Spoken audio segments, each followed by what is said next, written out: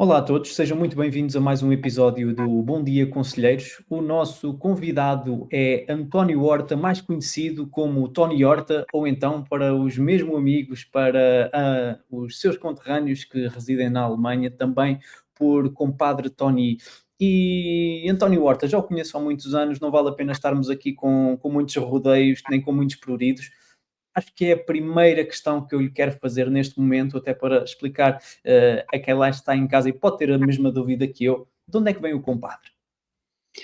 O compadre nasceu em Berinjel, a uns quilómetros de Beja, portanto sou alentejano, embora tenha sido lá talvez não, com 7 anos, vivi em Matosinhos, em Lessa da Palmeira, Matosinhos, Uhum. e depois com 15 anos vim para a Alemanha, que com 16 na altura não se podia sair de Portugal, que havia a guerra no ultramar e era outro regime, que não temos saudades, e então não se podia sair de Portugal com 16. Eu vim com 15 anos para a Alemanha.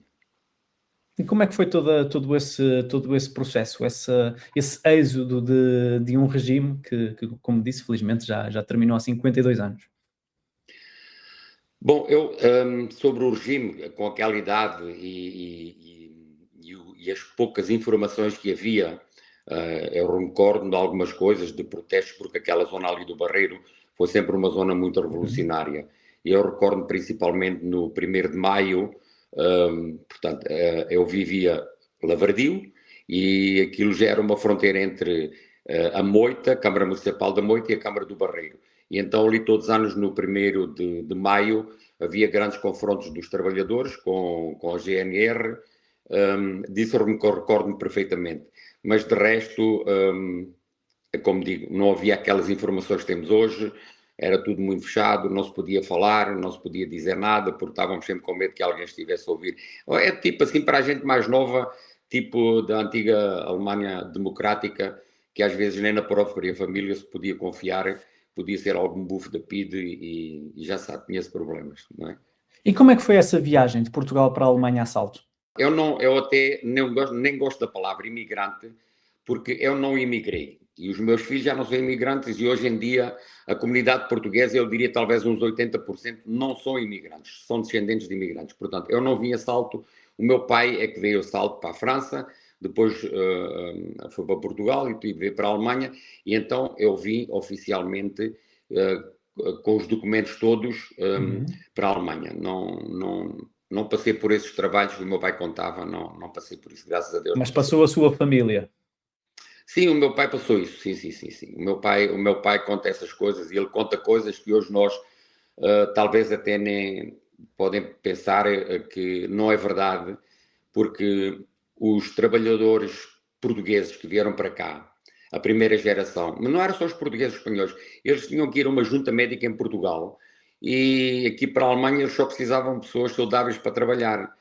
Eu recordo-me do meu pai no primeiro teste que fez, o teste médico, tinha um dente furado, ele teve que mandar arranjar o dente para poder vir para a Alemanha. Ninguém acredita nestas pequenas coisas, mas é a realidade. Tony, atravessou aqui várias gerações, como disse também, foi radicado bastante jovem, a sua família tem o contexto de imigração que também já mencionou, abordou ainda a questão dos lusodescendentes, dos filhos da imigração, dos filhos da diáspora.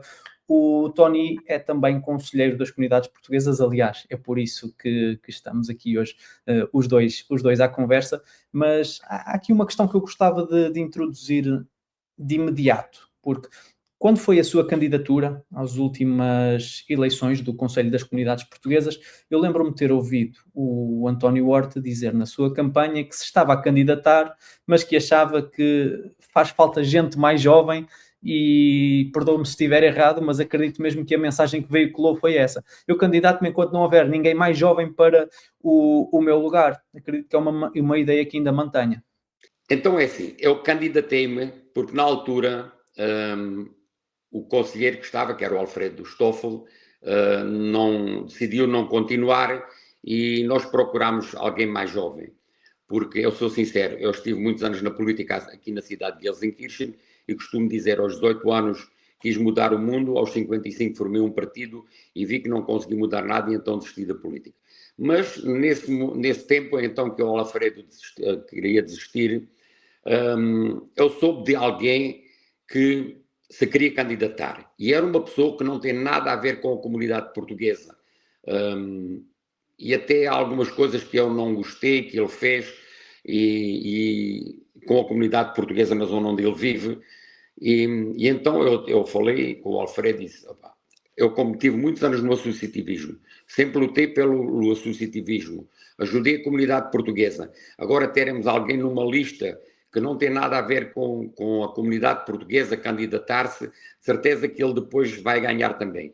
E então foi esse empurrão que eu tive dessas pessoas se querer candidatar e eu não ter ninguém jovem para a minha lista. Eu consegui arranjar 3 pessoas, mas eles disseram logo, António, eu ajudo-te, mas mesmo ganhes os 2 lugares, eu não entro. Né? Bom, então eu decidi candidatar-me.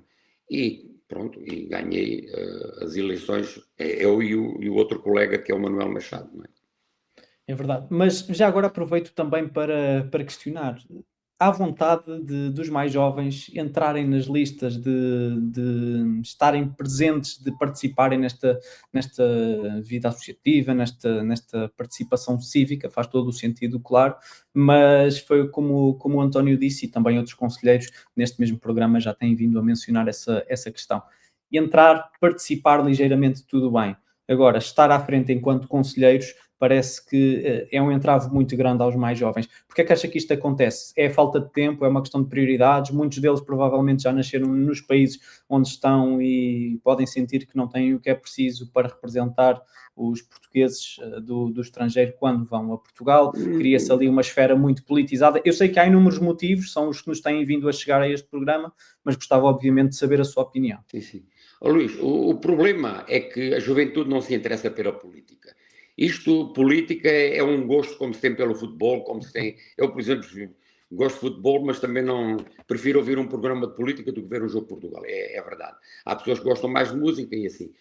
Os jovens portugueses não estão muito integrados na política, porque isto começa também desde um princípio na política, uma pessoa interessada pela política local, da autarquia. Eu estive aqui, candidatei-me várias vezes ao Conselho de Estrangeiros da cidade de Gelsenkirchen, não tinha partido, sempre partidário, e aí eu comecei também depois a conhecer um pouco da política. A política também não é fácil, mas isto também é aquele bichinho que nós temos dentro de gostar de alguma coisa, e a política é a mesma coisa.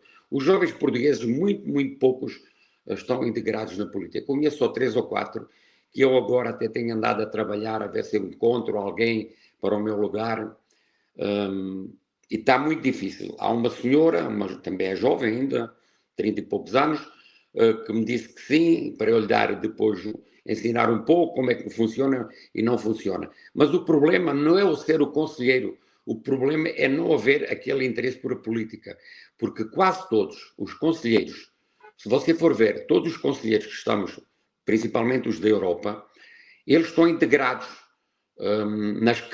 na política local, seja na Inglaterra, seja na França, seja onde for, as pessoas participam na vida política.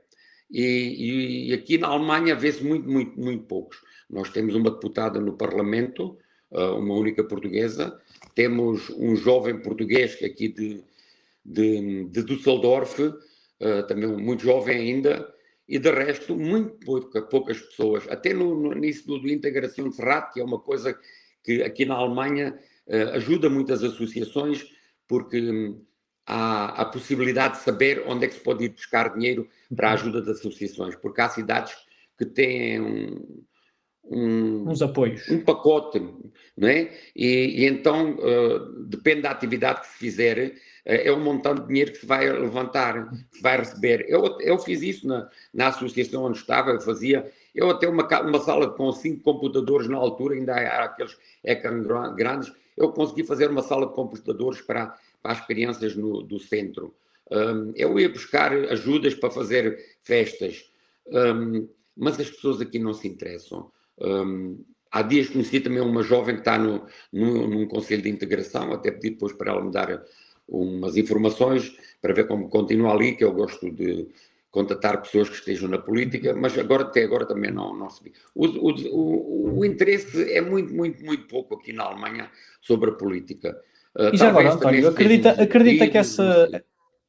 António, acredita que essa falta de interesse tem mais a ver com a faixa etária, portanto, com o facto de serem jovens, ou mais a ver com aqui uma questão geracional? Portanto, esta geração de agora, que há de Não, crescer eu acho que é também, não mesmo é? E que vai ficar desinteresse. mais velha, acha que essa Não, não. geração mais tarde vai despertar para a política ou Não acredita que sei, não? não sei, não, porque eu sempre me interessei pela política também desde Uhum. muito jovem. Eu penso que não seja isso. Poderá haver um ou outro que, sei lá, e com os 30, 35 anos comece a interessar mais pela política, mas isto, o gosto pela política, como digo, isto é um bichinho que está cá dentro e então desperta-se logo muito Uhum. cedo. Eu desde muito cedo que me interessei pela política. Penso não é isso, eu penso, não sei, às vezes eu ponho-me a pensar, epá, aquela possibilidade de ajudar, e não só, a política também é um trampolim, não é?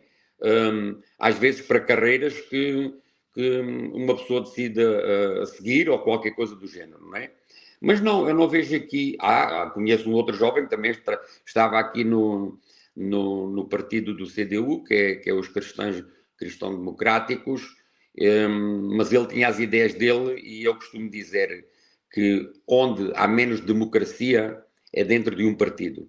Eu vi isso muitas vezes, que falava, como eu não tinha partido, quando havia uma decisão na Câmara, eles tentavam procurar o meu voto. E eu falava com todos os partidos, não tinha problemas.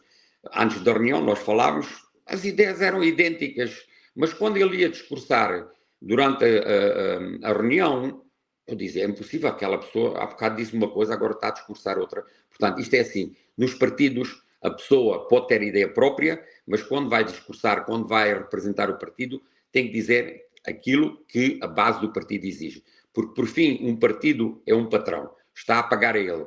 Não é? Isto seja num partido, seja em religião, seja no que for, toda a vez que uma pessoa trabalha para qualquer coisa do género, é um patrão que está a pagar o ordenado. E então terá que dizer aquilo que a base do partido diz, não é? António, eu vou também convidá-lo a olhar para dentro do Conselho das Comunidades Portuguesas, para os membros que foram eleitos no último sufrágio, naturalmente. É um conselho que mudou, tem muitas caras jovens, é um conselho com mais mulheres, ainda assim é bastante dominado por, eh, pelo género masculino. Mas aqui também é outra questão curiosa, é que nas últimas eleições as listas tinham que apresentar candidatos masculinos e candidatos femininos para existir paridade. A maior parte dos cabeças de lista eram homens. Portanto, que comentário é que isto lhe merece? Aí está, é o que eu digo, é porque não há interesse. Eu digo na minha lista, eu tinha, claro, tinha uma jovem que anda a estudar aqui na Universidade em Bochum e uma amiga de Cabo Verde, com nacionalidade portuguesa, nasceu em Cabo Verde, e elas disseram logo, António, eu vou, mas simplesmente para te ajudar na lista, mas eu Uhum. não estou interessado. Eu depois explicava-lhe que isto é fácil, isto e aquilo, no caso teremos 2 lugares, mas não estavam mesmo interessados. É falta de interesse, é falta de interesse. Mas falando sobre o Conselho das Comunidades Portuguesas, onde o Luís diz que tem caras novas, ainda bem que eu assim é, porque eu também segui o trabalho isto não é desfazendo das outras pessoas agora, isto é a Naturalmente, realidade. não é para isso Eu que segui o estamos aqui. trabalho dos E estamos a antigos falar de um conselho com conselheiros, 45 anos. Muita diga, gente já por lá passou. Estou a dizer, estamos a falar de um conselho com 45 anos, portanto, muita exatamente, gente exatamente, por lá passou e exatamente. não é o objetivo deste programa fazer ou Não estou a desfazer dizer ninguém, mal, como só é quero lógico. fazer uma Uhum. comparação, é que nota-se, como o Luís disse, a diferença agora, muito mais gente nova, há mulheres, e, e com um ensino diferente. São pessoas estudadas, são pessoas com os seus cursos, e já não são aquelas pessoas, aí posso chamar imigrantes, que vieram da primeira geração, porque não eram pessoas formadas. Estas são pessoas formadas. Nós temos uma capacidade tão grande, agora dentro do Conselho das Comunidades Portuguesas, que ninguém faz ideia. Há pessoas que eles até deviam ocupar lugares políticos, porque eu conheço ali 4 ou 5 ou 6, embora um deles agora já está a ocupar. Mas realmente estas pessoas que lá estão são pessoas com qualidade. Nós temos agora a nossa Presidente também, não desfazendo dos outros, mas eu gosto de dizer aquilo que penso, sem ofender ninguém. Nós temos agora a Presidente do Conselho das Comunidades Portuguesas da Europa, a Inês, é uma pessoa espetacular também, mas temos mais dentro. Temos a Sandra, temos, agora não me recordo o nome das outras, mas são pessoas com grandes potencialidades que conseguem talvez fazer mais pressão do que para os interesses que nós defendemos das comunidades portuguesas, fazer mais pressão do que faziam os outros. Sabem-se articular melhor, porque eu também sou próprio, digo a verdade, eu não sou grande orador, e eu vejo e eu adoro pessoas, políticos que falem sem ter um manuscrito e sem ter quem escreveu para eles, eu gosto daquelas pessoas, e eu vejo neste Conselho das Comunidades Portuguesas, nós temos lá pessoas de primeira. E muitas delas já têm passado aqui, a Sandra e a Inês Peixoto também foram duas delas, foram excelentes exemplos. António Horta, eu queria recuperar uma frase que disse há instantes: ser conselheiro das comunidades é fácil, portanto, venham para a minha lista, que se formos eleitos, ser conselheiro é fácil. Eu sei que é um homem muito vivido, muito experiente, conhece toda a gente aí na sua região e toda a gente também o conhece, daí eu brincar no início com a questão da maior parte das pessoas o tratarem ou É por verdade, Tony ou é por verdade. compadre, portanto, uma pessoa muito ligada ao associativismo. É realmente esta bagagem que também faz com que, e também a vertente política naturalmente, mas é esta bagagem que faz com que o António Horta acho que realmente ser conselheiro das comunidades portuguesas, obviamente dá trabalho, mas que não é um bicho de 7 cabeças. Não é absolutamente nenhum. Claro que quando uma pessoa entra em qualquer. Nem que seja no trabalho, nem que seja um novo posto de trabalho que uma pessoa vai trabalhar, sente-se um bocadinho inseguro, não é?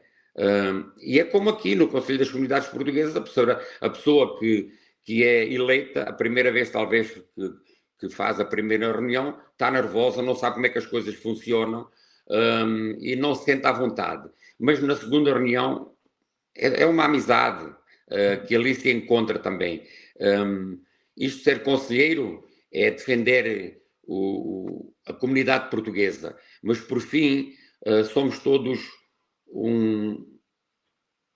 amigos. Eu diria assim, amigos, eu tenho muitas pessoas ali amigas também, dentro do Conselho das Comunidades Portuguesas, e por vezes só nos vemos uma ou duas vezes, como que acontece durante o ano. Mas aqueles 3 dias ou 2 dias que estamos em Lisboa, desenvolve-se ali uma amizade e consegue-se captar a ideia que um tem e o outro não tem.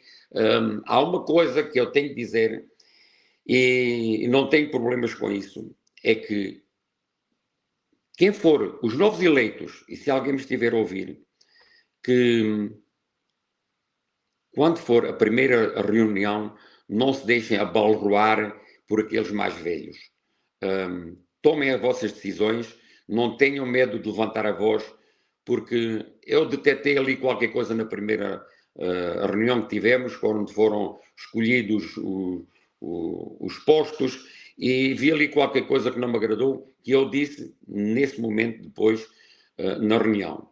Por isso, todo aquele que for eleito para o Conselho das Comunidades Portuguesas não se deixem enrolar por os mais velhos.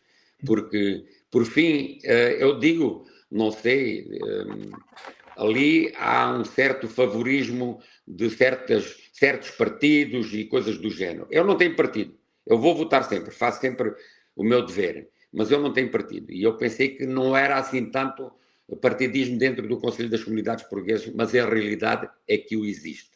Portanto, aquele que for eleito e não tenha um partido como eu, e mesmo se tiverem, não se deixem enrolar por algumas listas que apareçam já feitas e ficarem assim, não se deixem enrolar por isso. Isso eu tentei na primeira e agora muitos são do meu acordo, não é? Fica aqui a sua mensagem, Tony, para os próximos conselheiros, mas eu tenho que aproveitar este gancho. Eu sei que ainda faltam cerca de 2 anos, estamos aqui a cruzar, sim, ou sim. há pouco tempo cruzámos aqui o meio tempo do vosso mandato, mas o António já disse aqui várias vezes que dá muitos conselhos aos mais jovens que esperem encontrar alguém mais jovem que já está a fazer contactos para umas próximas eleições. São eleições para o António ir também como cabeça de lista, para ir como Não, número 2, não, ou gostava mesmo de passar a pasta a outros? não, não, não. Eu não me quero candidatar mais. Se for, até se for em terceiro, se ouvir que a pessoa, o que ficar em segundo, se tiver muitas pessoas conhecidas onde vive, e haver a possibilidade de ser 2 eleitos na lista, eu fico em terceiro, não é? Não quero. Eu quero que haja sangue novo, mais novo, dentro do Conselho das Comunidades Portuguesas, porque esses sim têm a força. Eu vejo agora perfeitamente a pressão que este Conselho das Comunidades Portuguesas está a fazer, que nunca se viu até hoje. Não é? Claro que nós só aconselhamos, mas ainda agora na nossa reunião acabámos de dizer, nós aconselhamos, nós mandamos para lá o necessário que eles pedem e o que não pedem. No entanto, por vezes não há resposta. E até isso agora vamos então tentar mudar, que quando propomos algo, pelo menos nos dê uma resposta. Ou recebemos ou não recebemos. Porque o que está a acontecer aqui é o que acontecia no passado. Tudo o que recebem, não há uma Depois não há resposta uma de volta. E isso sequência. está a nos deixar um bocado desentusiasmados, mas também isso tem que ser cambiado, tem que ser mudado. E qual é que era a imagem que queria deixar enquanto conselheiro? Ou seja, o que é que, o que, é que seria a sua ação a ser aprovada, por exemplo, ou a ser levada mais em conta que o faria olhar para trás e pensar: aqueles 4 anos valeram realmente a pena, posso não ter conseguido mais nada, mas ao menos consegui isto. Não, eu acho que isso é um desejo de todos, e não só de nós conselheiros. É o voto eletrónico não presencial. Isso seria um grande passo. Eu não compreendo porque é que há um grande partido que está contra isto, mas esse seria o grande passo até ao fim do nosso mandato, que espero que sejam 4 anos e não como da outra vez, que iam fazendo 2 mandatos de uma vez. Espero que até lá isso se consiga resolver, porque eu vejo de muitos partidos, vejo aquela vontade de o fazer. Nós tivemos uma reunião em Lisboa onde nos mostraram que hoje em dia o voto eletrónico não presencial é seguro. Mas há um partido ainda que continua a dizer que não, que não. Eu não sei qual é a razão, mas a verdade é que eu participei em muitas mesas de voto no consulado e havia pessoas a fazerem 200, 300 quilómetros e de volta até mais, mas era só 1 ou 2 ou 3. Mas se houver essa possibilidade do voto presencial, do voto eletrónico não presencial, vai mudar muito na política. Porque nós, por fim, somos muitos cá fora. Somos muitos e bons. Talvez seja isso que a política portuguesa tenha um pouco de medo. Não sei porquê, mas há aí qualquer coisa que, pelo menos na minha cabeça, não bate certo. Se hoje em dia fazemos tudo através de... fazemos tudo online, seja movimentar milhões, seja fazer isto, fazer aquilo, tudo fazemos. Só o voto eletrónico é que continuam contra. Mas pronto, o dia virá, só que eu espero que seja neste mandato para, pelo menos, olhar para trás, alguma coisa conseguimos. Cruzando agora este tema com as eleições dentro de 2 anos do Conselho das Comunidades Portuguesas, o Bom Dia sabe que está a ser equacionada a implementação de um teste piloto do voto eletrónico. O que é que nos pode dizer sobre isto? E se acha que é a Luís, melhor altura para testar, como é lógico. ele até já era para ser testado na altura Uhum. em que houve as eleições para o Conselho das Comunidades Portuguesas. Ele já era para ser testado agora também de uma outra vez. Eu não sei, não posso dizer o porquê que não é feito. Gostaria que ele fosse feito, mas não sei. Não. Espero que façam um teste para verem que é fácil e que não é aquilo que não é o bicho de 7 cabeças que as pessoas pensam. Espero que o façam em breve, mas eu não posso dizer sobre isso. Muito bem. Dentro das comunidades portuguesas, os votos das legislativas portuguesas, o voto das presidenciais portuguesas são sempre exercícios de sufrágio amplamente conhecidos. Os portugueses já manifestaram e continuam a fazê-lo, vontade de participar ativamente na vida política, na vida pública em Portugal, no país, ou que os viu nascer, ou que viu os seus familiares nascerem, e como sabemos, a falta do voto eletrónico não presencial dificulta muito.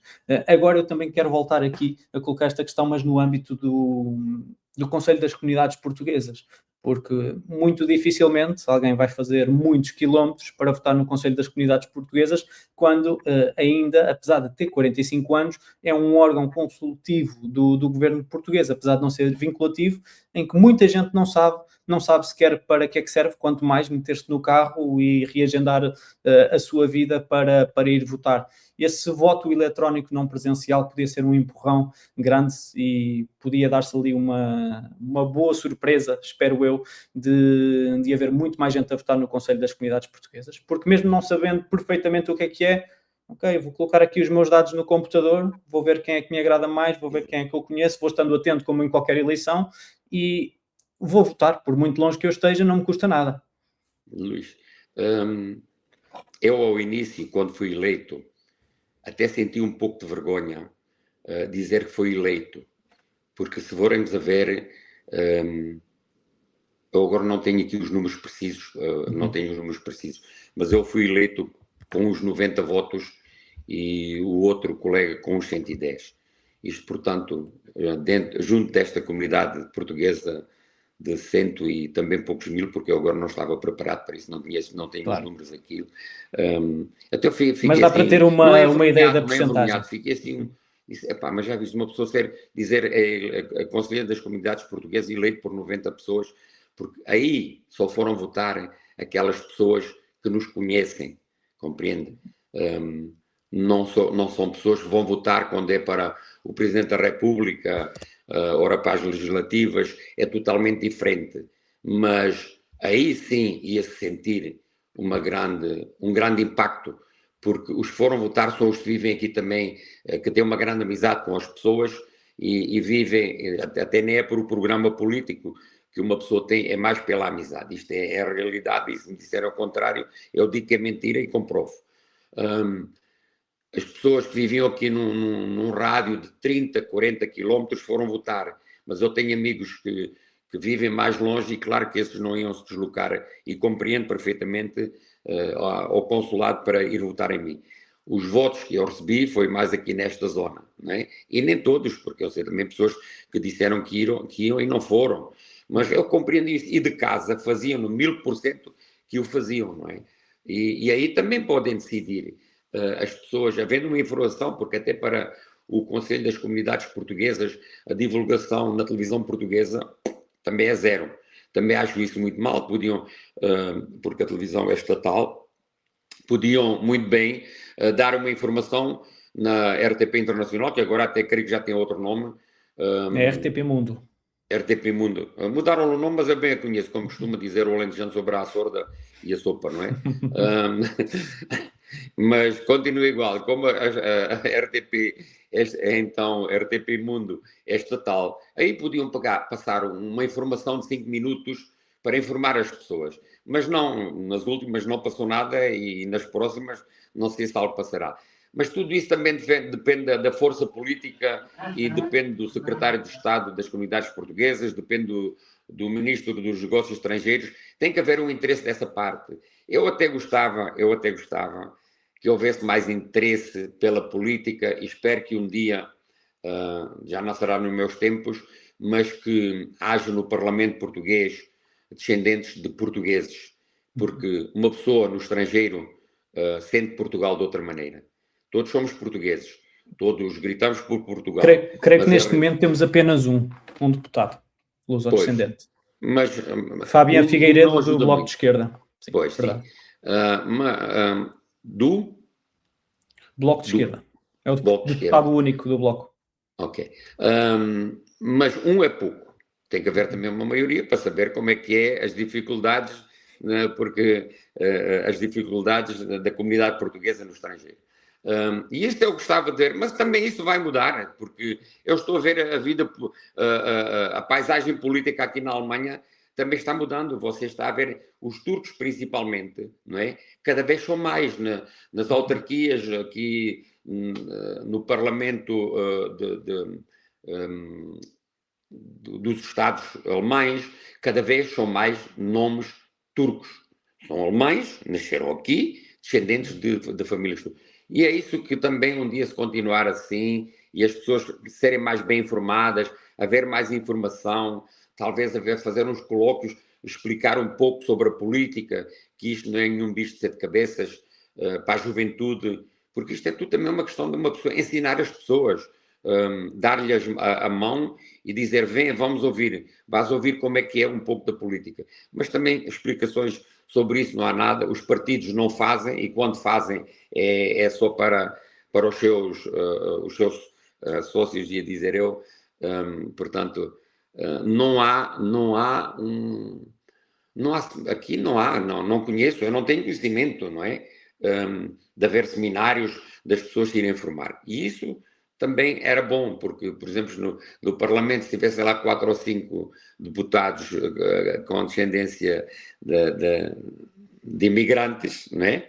Então, esses poderiam dizer, epá, não, nós temos que começar a informar também a nossa comunidade como é que funciona a política. Mas eu vou dizer agora uma coisa aí, mas se eles não querem gastar dinheiro em professores, que é o que está agora o grande problema a acontecer, como é que eles vão mandar para aqui pessoas para ensinar o que é política? Esquecemos, não é? Esse tem sido outro dos temas na ordem do dia, também tem sido abordado com vários conselheiros, a questão do ensino de português no estrangeiro. Estamos aqui num impasse de negociações com muitos sindicatos ao barulho, com os próprios professores a manifestarem-se cada vez mais. E já agora, António, que puxou este assunto, ia pedir-lhe também um comentário àquilo que se está a passar na Alemanha neste momento. Acredito eu que, por aquilo que também temos ouvido e sabido, os problemas são praticamente transversais ao resto da Europa, e alguns deles também comuns com os professores de ensino português no estrangeiro, neste caso por todo o mundo. Sim, sem dúvida. E eu às vezes fico chocado com estas coisas, porque eu sou casado com uma turca, conheço bem a comunidade turca também, mas não só isso. Eu vejo que os outros países se interessam que os descendentes da comunidade turca, espanhola, grega, seja o que for, têm professores a ensino. Eu digo aqui na cidade de Gelsenkirchen, quando eu vim para cá em 1973, havia ensino de português. Talvez uma das cidades que começou a ter ensino de português. Eu lutei tanto para que o ensino continuasse aqui em Gelsenkirchen. Cheguei a organizar manifestações ou coordenar também manifestações junto do Consulado de Portugal em Düsseldorf para que a escola em certas cidades não acabassem. Conseguimos durante uns anos, mas depois, por fim, tiraram o professor daqui também, juntaram aqui numa cidade mais próximo, mas quem é que vai andar também 10 ou 15 quilómetros levar o filho ou a filha depois para ir a essas escolas? E tudo isso vai morrendo. Quantos menos professores e, além disso, também a propina também veio tirar. Muitos dizem que é mentira, mesmo políticos, com alguns que eu tenho falado, dizem que é mentira, mas a propina veio tirar, e eu conheço a professora Teresa Soares, que é sindicalista, e ela é uma das que tem números das crianças que deixaram de ir à escola na altura da propina. Havia aquela coisa que quem não trabalha paga menos, quem isto, quem aquilo, mas tudo isso impede depois a pessoa. Qual é a pessoa própria que diz assim, não, eu vou mandar o meu filho à escola, mas vou falar com a professora a dizer que não tem possibilidades para pagar uma taxa inferior. Tudo isso depois levou que as pessoas deixassem de mandar os filhos à escola. E agora, com isto dos professores a meterem tantos problemas, por fim, querem acabar com a nossa língua fora, não sei, eu não compreendo mesmo, não compreendo. António Mas não, Horta, outros portugueses uma não mensagem encontram. para quem nos está a ver e a ouvir lá em casa, sejam eles portugueses radicados na Alemanha, seja noutro canto do mundo, olhem, até em Cuba. Que mensagem quer deixar para se despedir? A mensagem que eu quero deixar, principalmente para todos, um grande abraço, mas para os mais jovens, interessem-se pela política. Interessem-se porque a política decide o nosso futuro. Nem que seja na autarquia, é uma voz que tu dás, nem que seja só como conselheiro das comunidades portuguesas, estás a defender a tua língua. Pensem bem nisso, não custa nada. A política é tão fácil, tão fácil, tão fácil. Comparem isso, nunca se esqueçam. É como a primeira vez que vais começar num trabalho novo, estás um bocadinho nervoso, ao segundo, terceiro dia, passou o nervosismo todo. Portanto, juventude, interessem-se pela política, porque além de fazerem amigos, verdade é que não vão receber nada. Se forem conselheiros como nós somos, toda a gente sabe que nós não só perdemos tempo, mas fazemos por gosto. Mas interessem-se pela política, que é realmente vale a pena. Olha, às vezes eu digo mais vale a pena pela política do que se interessar muito sobre o futebol, que ainda nos dá um ataque no coração, como agora sucedeu no passado jogo, mas a culpa não é deles. Hoje em dia já não há adversários fracos, são todos bons.